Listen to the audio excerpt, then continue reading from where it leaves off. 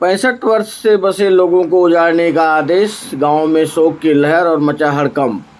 सैकड़ों की तादाद में पहुंचे सितारगंज तहसील और तहसीलदार महोदय को सौंपा ज्ञापन।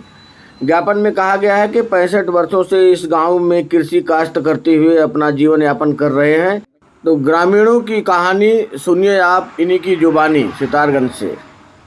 किसान मजदूर एकता जिंदाबाद, जिंदाबाद जिंदाबाद। किसान मजदूर एकता जिंदाबाद, जिंदाबाद जिंदाबाद। हमें झूठा आश्वासन नहीं चाहिए।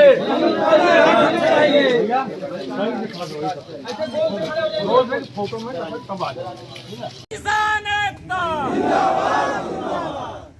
धन्यवाद साथियों। सन 1975 1 नवंबर सन 1975 को उत्तर प्रदेश सरकार का वन विभाग का एक शासनादेश जारी हुआ, जिसके अनुसार हम लोग पट्टा पाने के अधिकारी हैं, यह वन विभाग भी मानता है।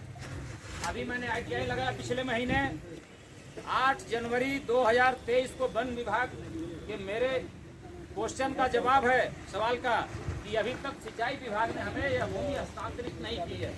मैं वन विभाग से पूछना चाहता हूं इस मंच के माध्यम से कि सबसे पहले तो तुम ये बताओ कि जब तुम्हें सिंचाई विभाग ने अभी तक हस्तांतरित नहीं किया तो तुम डंडा लेके गांव वालों पे भय क्यों बना रहे हो, क्यों उजाड़ने की बात कर रहे हो। हमें साथियों कहीं नहीं जाना है, हम उसी जमीन पे हमारे पूर्वज मरे मिटे हैं, हम उसी जमीन को मालिकाना हक चाहते हैं। सरकार हमसे लगान ले और उस शासन आदेश के तहत या नया नीति निर्धारण करके हमें मालिकाना हक देने का काम करे, सिर्फ हमारी यही मांग है। तथा गांव खाली कराने के लिए धमकाना एवं तरह तरह की भ्रांतियां फैलाते हुए उजाड़ देने की धमकियां दी जा रही हैं, जिससे गांव में भय का माहौल है तथा सभी लोग डरे हुए हैं कि इस दशा में हम कहां जाएंगे। अतः श्रीमान जी से निवेदन है कि वन विभाग द्वारा बनाए गए भय के माहौल पर अंकुश लगाते हुए प्राधिकरण ग्राम कोठा लौका नकाश सिंधी डेरा गुरु नानक नगरी बनपुइया के भीतर स्थित कृषि भूमि जो कृषि योग्य भूमि के रूप में राजस्व अभिलेखों में दर्ज रही है वो शासनादेश संख्या 7262 दिनांक 1 नवंबर 1975 के अनुसार अथवा शासन स्तर से उचित निर्णय कर भूमि नियमितीकरण कराने की कृपा करें। साल से यहाँ पे रह रहे हैं, अब सरकार हम लोगों को निकाल रही है, हम लोग कहाँ जाएं? तो आपकी क्या मांगे हैं? आपकी मांगे जो है हमें पट्टा मिलने चाहिए और हम लोग यहीं पे रहेंगे। के अंदेशे से चलते आज तहसील सितारगंज में ज्ञापन दिया है और उस ज्ञापन की अगुवाई कर रहे थे हमारे साथ अभी मौजूद हैं, हम आपको दिखाएंगे श्री योगेंद्र यादव जी जो समाजवादी पार्टी के जिला अध्यक्ष भी हैं। आइए हम उनसे जानकारी लेते हैं कि क्या कुछ किया गया है पब्लिक को बचाने के लिए और उनके घरों को बचाने के लिए। तो सर आज आप लोगों ने जो ज्ञापन दिया है तहसीलदार महोदय को, ये किस संबंध में दिया है? देखिए, एक तरफ तो मुख्यमंत्री जी का आज से कुछ समय पहले बयान आता है कि हमने एक ऐसी कमेटी का गठन कर दिया है जो पिछले 50-60 सालों से तमाम तरह की भूमि पे जो लोग बसे उनको मालिकाना हक देने का काम करें।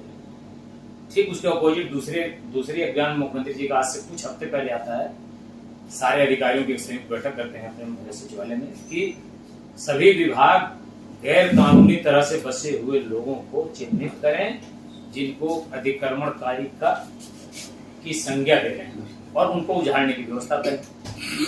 उसके बाद से हमारे यहाँ सिंचाई विभाग का माइक घूम गया कि आप लोग ये जमीन खाली करें, और दूसरी तरफ वन विभाग ने गांव में एक ऐसा आतंक बना रखा है कि रोज 4-6 वन विभाग के अधिकारी कर्मचारी गांव में पहुंच रहे हैं, घर घर जाकर फोटो ले रहे हैं, सर्वे कर रहे हैं, पूछने पे कि हमें उजाड़ने का आदेश हो गया, कि मुख्यमंत्री के यहाँ आदेश हो गया है कि इनको चिन्हित करके अतिक्रमणकारियों की लिस्ट भेजो और तत्काल इनको यहाँ से हटाने की व्यवस्था सुनिश्चित करो।